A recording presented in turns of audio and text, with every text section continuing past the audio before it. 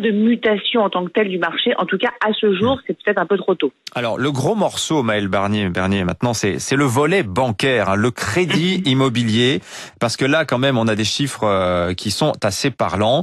Il y a, un cinquième, en gros, de taux accordés en moins. C'est l'effet d'un durcissement de la réglementation, malgré des taux qui sont toujours historiquement bas. Je crois qu'on est à 1,5 sur 25 ans.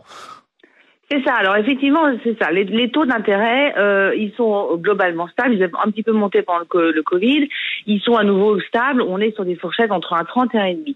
Maintenant, comme vous le disiez, là où est la problématique, c'est sur les banques. Parce que les banques, on leur a enjoint, mais bien avant le Covid, là, au niveau de la Banque de France, on leur a dit il faut renforcer certains critères, il faut prêter à moins de monde, il faut prêter de manière un peu moins ouverte. On rappelle les critères, Maëlle, on les rappelle. Alors en gros, les banques, elles n'ont pas le droit d'accorder d'emprunt sur plus de 25 ans et pas de mensualité au-delà de 33% du revenu net de l'emprunteur, et ce, quels que soient d'ailleurs ses revenus. C'est là la bizarrerie. Exactement.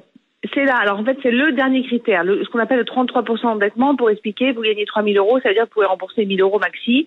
Et ça s'applique quels que soient les revenus. C'est-à-dire qu'on considère pas ce qu'on appelait avant ce qu'on appelle le reste à vivre. C'est-à-dire qu'on disait quelqu'un qui gagne 5 000 euros, il est bien évident que si on le met à 33%, il aura plus que quelqu'un qui gagne 2 000. C'était d'une logique imparable. Aujourd'hui, les banques appliquent de manière extrêmement stricte la règle des 33% d'endettement. Et du coup, ça met évidemment de côté des gens qui n'ont pas du tout d'apport ou d'épargne et qui du coup ne peuvent pas dire écoutez, j'ai emprunté un peu moins pour respecter le critère, mais du coup je vais apporter un peu plus, parce que quand vous n'avez pas d'épargne, vous pouvez pas le faire. Ça met également de côté des petits investisseurs locatifs qui essayaient de constituer leur retraite avec des petits biens, parce qu'ils ont déjà souvent leur résidence principale à crédit, donc du coup ça dépasse un peu, du coup ça mord. Du coup effectivement c'est clairement sur cette règle-là qu'aujourd'hui ça coince. Alors bon, on peut comprendre aussi les banques qui veulent éviter le défaut de paiement, on les comprend, elles doivent déjà gérer le risque pour les entreprises. Cela dit, elles ont quand même un petit peu de souplesse. Il existe ce qu'on appelle un taux d'exception. Qu'est-ce que c'est exactement, Maëlle Bernier ?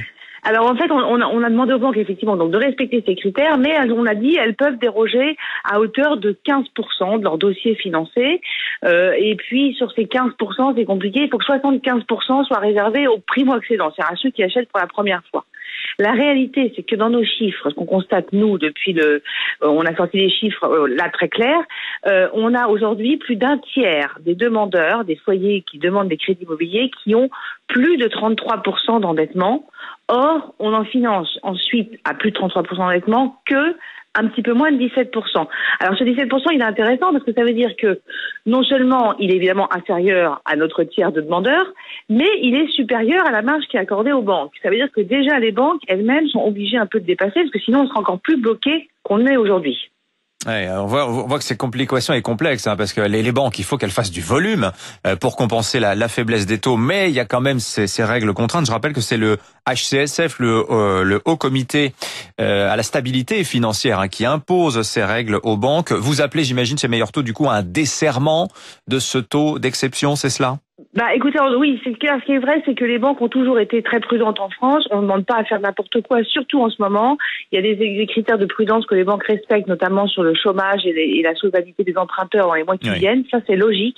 Maintenant, bloquer des gens à qui il reste 2 500 ou 3 000 euros pour vivre parce qu'ils dépassent 33% d'endettement, c'est un petit peu dommage. Oui, la réalité, c'est qu'en fait, il y a les salariés de certains secteurs qui vont être plus pénalisés que d'autres. Si vous êtes dans l'hôtellerie-restauration, votre banquier, il va vous regarder avec un peu plus de fermeté, sans doute, que si vous travaillez dans la tech ou dans des secteurs qui marchent en ce moment. Merci Maëlle Bernier d'avoir été avec nous.